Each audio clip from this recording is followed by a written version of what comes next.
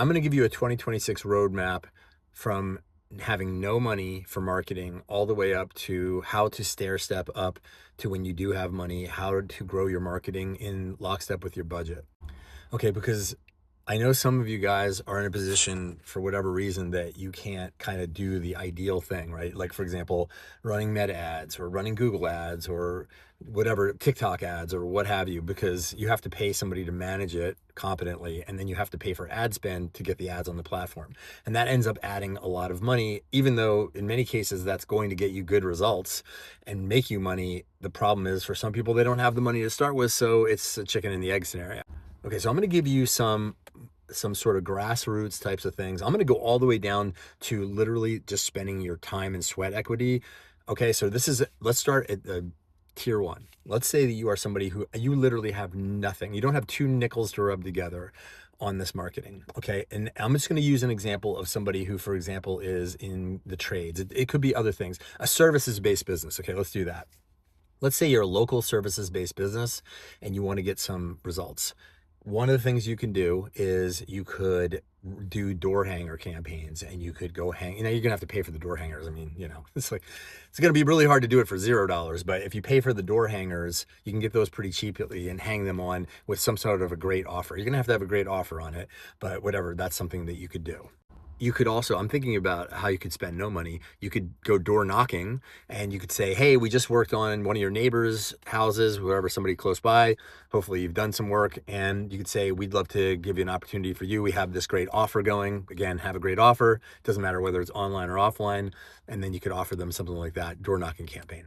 Okay, I'm going to give you one that is like super, super cool that I don't usually talk about, which is called a 4-line letter campaign. Okay, so without going into the details, like what you can do with this one is this is for people who are selling to people that are basically marketing, right, or advertising.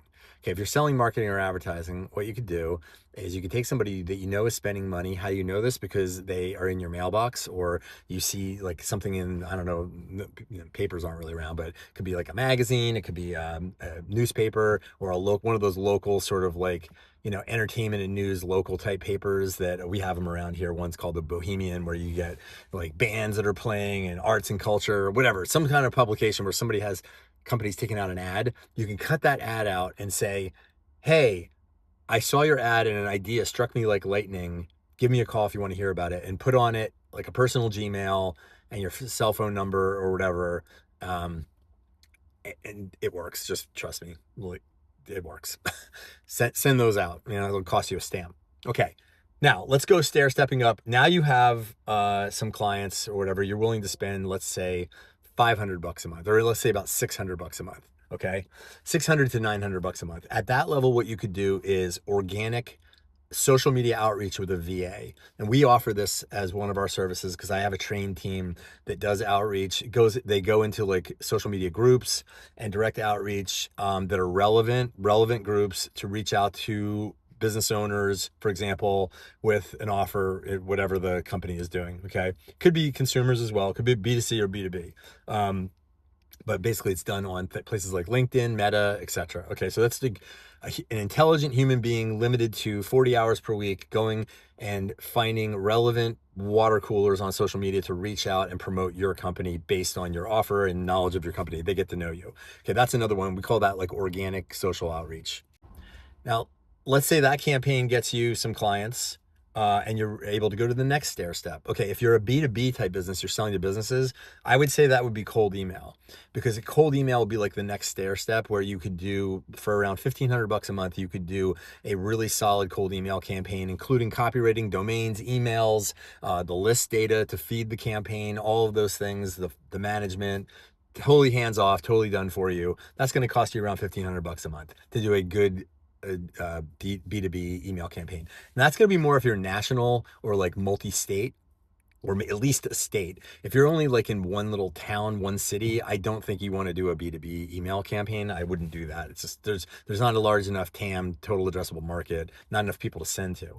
So let's go up from there. The next step up from there is really kind of where you want to be, which is like ad campaigns. You want to do Google ads or Meta ads or TikTok ads, whatever it is. And that's generally, I'm just ballparking here, it's generally going to cost you around $1,500-ish a month to manage it. And you should generally spend 1,000 local or national $1,500 a month on ad spend as a minimum level. Other than that, it's like, it's just too little. You're just not going to move the needle. Most likely you're not going to have enough budget to get enough ad impressions to get enough people in your funnel that are going to then convert, right? That's the way it works.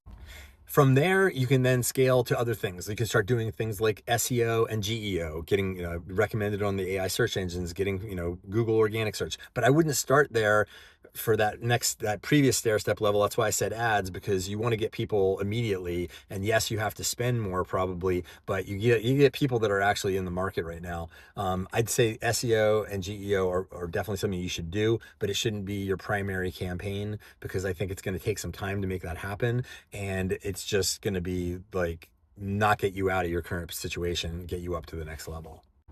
Okay, so there's a bunch of tiers for people from the level of $0 all the way up to somebody who has thousands of dollars to spend on marketing and advertising. And then over time, you start adding these things together, right? That's how you grow from there. You get ads on multiple platforms. You increase your ad spend as it justifies and warrants doing so.